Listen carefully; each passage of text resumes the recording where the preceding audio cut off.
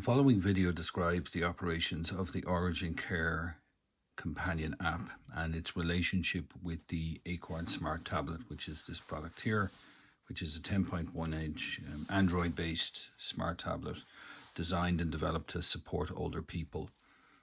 So the ACORN Companion app is designed to help younger people or family members or caregivers engage with older people who are using the smart tablet in a way that supports things like access to information or communications with that individual.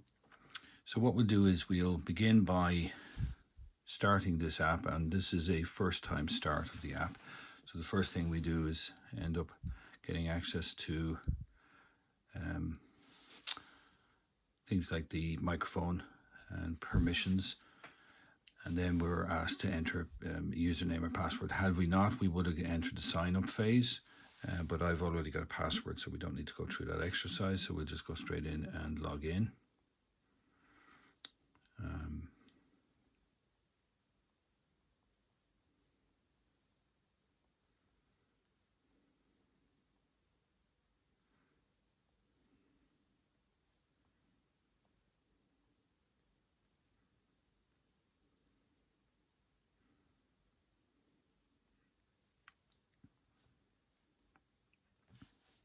Then we sign in.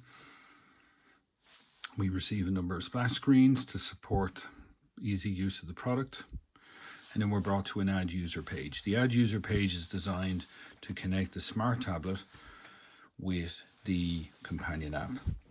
And the only way you can connect the smart tablet and a companion app is if you know the security ID for that particular smart tablet. And that's that unique identifier here. So when we add a user, we type in that number for that particular smart tablet. This avoids us sending personal details or searching using person's names. And when we do that, we get a request. We can send a request to connect to this tablet. Now, as it turns out, we've already connected to it. That job is done. If we looked in here, we would see these connection requests within the smart tablet from PNR Philip Jr., which is this particular user, but we've already connected at this point, so that connection request is not necessary. So when we click on Philip, we're brought into the first screen, which is scheduled activities, which is the diary of that particular individual as shared. So this will be calendar entries that could be visible here.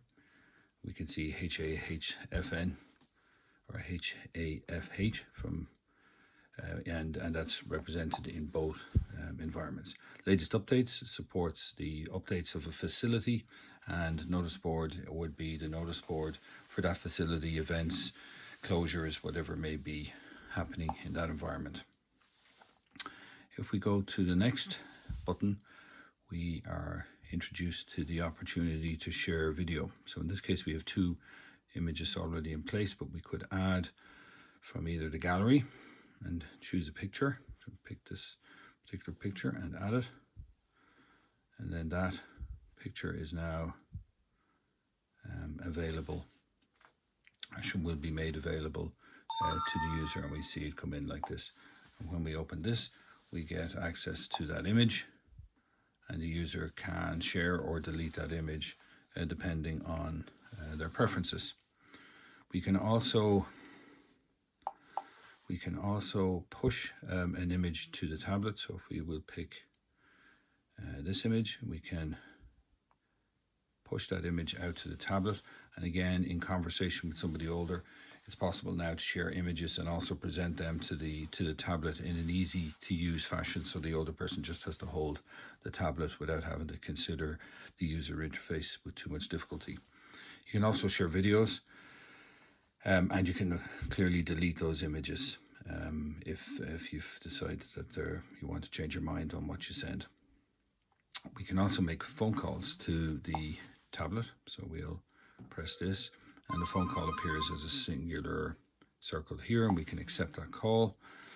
We'll turn off the microphones immediately to avoid feedback, but we can turn on cameras. And we can turn on the camera of the user so we have this environment. Okay, and then we can change orientations as well. So it's essentially a simple to use, age-friendly call environment, and we can message back and forth, so a call could be sent to the phone as well, or alternatively we can message the person. And if we type test here, that will appear as a message here, and we can view that message in the conversation. And if I tap this, the user can speak into the device, and that allows them to speech to text rather than have to type it in, and then they can send that and it will appear on the phone here. So this simple communication mechanism makes it easier for older people to communicate, and the companion app acts as an environment where family members can use this service, this data-based service, to communicate with their loved ones. In addition, you can send reminders. So this is the calendar entry we looked at earlier. We can press remind and it will appear on the smart tablet in this fashion, which is useful to older people because they would have lots of appointments, and reminders are useful. We can set up activities that they may be interested in participating in, and services that they may want to take advantage of, such as hairdresser or beautician or chiropractor, doctor, physio, whatever it may be. We can look at information on the device, battery levels associated with the device, which should be in sync 9292, so we can see that that this device doesn't need to be charged. We have access to bookmarks.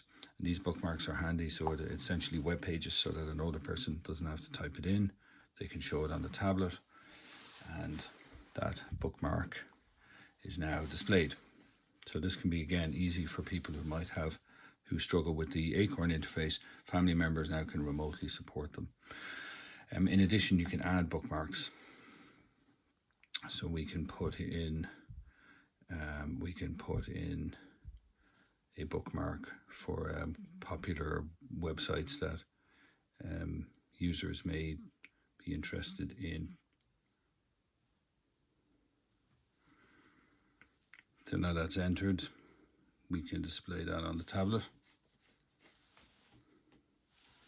And we can also see that that is available inside my websites. So the BBC website is now available. We can also activate remote installs from the device, which is handy. We also have the ability to write notes, which can be useful and shared between family members or members who are connected together on the app. And these can then form a collective of information that people can pull together, as well as tasks.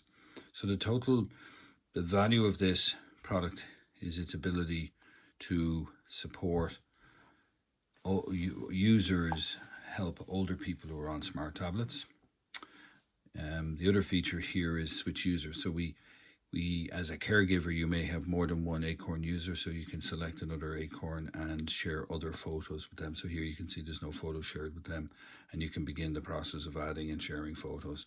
So this idea of multiple users is possible. We can also use this feature here to send a check-in to that person, and that will send a check-in message to the individual. So in this case, we could send it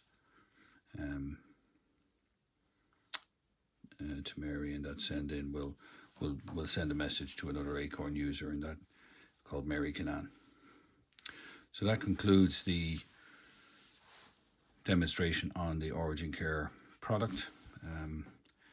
One last thing to reference would be the permissions section on the device. So if we go in here, we can see